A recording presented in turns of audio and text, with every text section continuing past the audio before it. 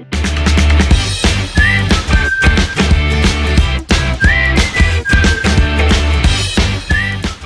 Everyone, welcome to our YouTube channel success thunder. तो आज हम लोग एक ब्लड रिलेशन की पजल सॉल्व करेंगे। ब्लड रिलेशन की पजल सॉल्व करने में लोगों को काफ़ी दिक्कतें आती हैं। तो चलिए फिर हम लोग एक ऐसा अप्रोच बनाते हैं जिससे कि आपको ब्लड रिलेशन के क्वेश्चंस को सॉल्व करने में दिक्कत नहीं आएगी। ब्लड रिलेशन की जितनी भी पजल्स होती हैं, ब्लड रिलेशन की पजल मैं और भी बना चुकी हूँ, तो आप एक बार मेरी पजल्स की प्लेलिस्ट में जाइएगा जिसमें बहुत सारे टाइप्स की पजल्स हैं, उसमें ब्लड रिलेशन की पजल भी होगी। ठीक है, थंबनेल पर ही लिखा हुआ होगा कि ब्लड रिलेशन की से रिलेटेड पजल है। आप वहां से जाकर के वो सारी ब्लड रिलेशन की पजल्स भी आप चेक कर सकते हो। और आज भी हम ब्लड रिलेशन का ही क्वेश्चन सॉल्व करेंगे। ब्लड रिलेशन के पजल को कैसे बनाते हैं उसके टेक्निक को सीखेंगे। तो एक बार आप पहले खुद से बनाना और फिर देखना मेरी टेक्निक से बनाकर कि कैसे आपका क्या कुछ इम्प्रूवमेंट होता है, नहीं होता है, क्या आप उससे कम समय में कर पा रहे हो, नहीं कर पा रहे हो, ऐसा। ठीक है, तो पहले आप एक बार क्वेश्चन देखिए, क्वेश्चन का स्क्रीनशॉट लीजिए। तो अब आप एक बार खुद बनाइए, फिर मेरे टेक्निक को फॉलो करिए। और अगर आप चैनल पे पहली बार आए हो तो चैनल को सब्सक्राइब करिएगा, वीडियो को लाइक करिएगा और शेयर कर दीजिएगा।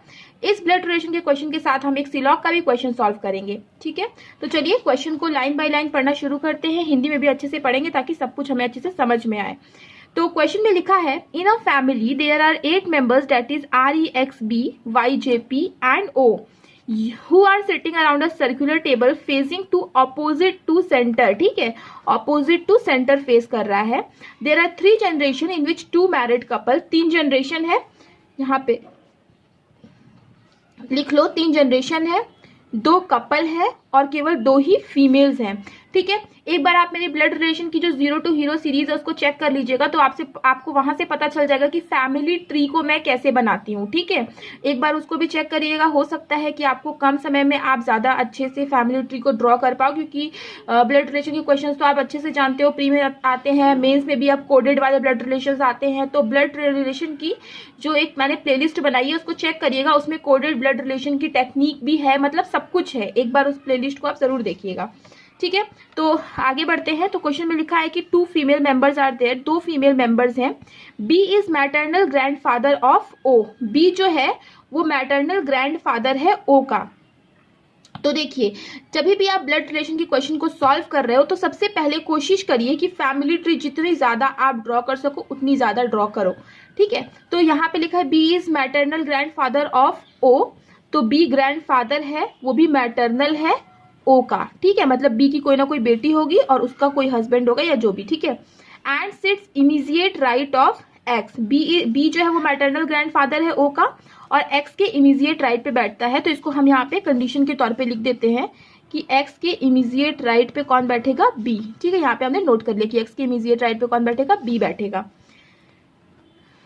The daughter of B sits opposite to B. ठीक है, जो बी की डॉटर है वो बी के ऑपोजिट बैठेगी, मतलब बी के ऑपोजिट बी की डॉटर बैठेगी। अभी हमें नहीं पता बी की डॉटर कौन है, यहाँ पर आएगी बी की डॉटर, तो उसको हम अभी इसको लीव कर दे रहे हैं। तो ये जो फैमिली ट्री में बना रही हूँ, मैं फिर से आपको याद दिला रही हूँ कि आप एक बार जाके मेरी ब्लड रिलेशन की सीरीज देख लीजिएगा, वहां से आपको चीजें समझ में और अच्छे से आ जाएंगी। ठीक है, B is maternal grand father of O and sits immediate right of X, हमने लिख लिया। बी जो है वो मैटरनल ग्रैंड फादर है ओ का, मतलब ओ बी जो है वो ओ की माँ का पिता है। ठीक है, और वो एक्स के इमीडिएट राइट पे बैठता है। Daughter of B sits opposite to B, मतलब बी की जो डॉटर है वो ठीक उसके ऑपोजिट में बैठेगी। R is son in law of P who is mother of J, R जो है वो सन इन लॉ है पी का। ठीक है, मतलब आर की कोई ना कोई वाइफ होगी और पी जो है उसका पेरेंट होगा या होगी, जो भी, क्योंकि पी का अभी हमें जेंडर नहीं पता। और ये जो प्लस में लगा रही हूँ, ये जो माइनस में लगा रही हूँ, प्लस में मेल के लिए लगा रही हूँ, माइनस में फीमेल के लिए लगा रही हूँ। आप कोई भी साइन यूज कर सकते हो, पर मैं ऐसा ही साइन इस्तेमाल करती हूँ, इसीलिए मैं आपको बार बार कह रही हूँ कि आप एक बार जाकर के मेरी ब्लड रिलेशन की सीरीज चेक करिएगा। ठीक है, R is son in law of P, तो आर जो है वो पी का क्या है, सन इन लॉ है। P who is mother of J, P mother है जे की।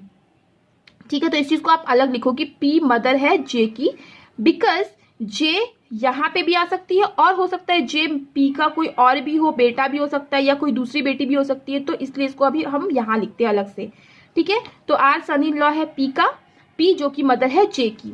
E is brother of R who is father of O, ठीक है। ई कौन है? ई ब्रदर है आर का, ई आर का ब्रदर, तो आर यहाँ पे लिखा हमने, तो ई जो है वो आर का क्या है? ब्रदर है। E is brother of R who is father of O. R कौन है? ओ का फादर है, मतलब आर ओ का फादर है। दैट मीन्स आर अगर मान लीजिए कि ओ का फादर है, मतलब ये जो फीमेल होगी इसका पिता कौन होगा? इसका पिता होगा पी और मदर कौन होगी? पी। देखिए हमें दो कपल्स बनाने थे, तो हमारे देखिए दो कपल्स बन गए हैं, ठीक है। दो कपल्स बन गए हैं और हमें दो फीमेल्स भी मिल गई हैं, राइट। दो फीमेल्स भी मिल गई हैं। और जब हमें दो फीमेल्स मिल गई तो बाकी सब क्या होंगे? मेल्स ही होंगे। और ई भी क्या है? ई क्या है? ब्रदर है इसका, तो ई भी क्या है? मेल है, ठीक है। तो ये वाली इस चीज को हम कैंसिल कर देते हैं क्योंकि इसको हमने यहाँ पे ऑलरेडी नोट कर लिया है। आगे बढ़ते हैं। E is paternal uncle of X. E जो है वो पैटर्नल अंकल है एक्स का, मतलब भी एक्स भी क्या होगा? इसका ही बेटा होगा। X who is grandson of P, हाँ तो एक्स जो है ग्रैंडसन है पी का। Brother of Y is J. Y का जो ब्रदर है वो कौन है? जे हु इज अनमैरिड, ठीक है। Brother of Y is J who is unmarried. तो देखिए अच्छा हुआ मैंने इसको यहाँ नहीं लिखा क्योंकि मैं कह ही रही थी कि जे भी यहाँ पे भी आ सकता है और कहीं और भी आ जा सकता है, मतलब जे यहाँ पे आएगा। और जे क्या है? ब्रदर है, मतलब मेल है, तो उसको हम यहाँ पे प्लस कर दे रहे हैं, प्लस का साइन लगा देते हैं मेल को डिनोट करने की। अच्छा गिनिए यहाँ पे कितने लोगों का अरेंजमेंट हुआ? 1 2 3 4 5 6 7 8 लोगों का अरेंजमेंट हो गया। और पी का बेटा भी था जे, और इसको भी अब हम कैंसिल कर देते हैं क्योंकि इसको भी हमने यहाँ पर नोट कर लिया है। Brother of Y is J, Y ही बची है, तो वाई का क्या यहीं पे जगह होगा केवल।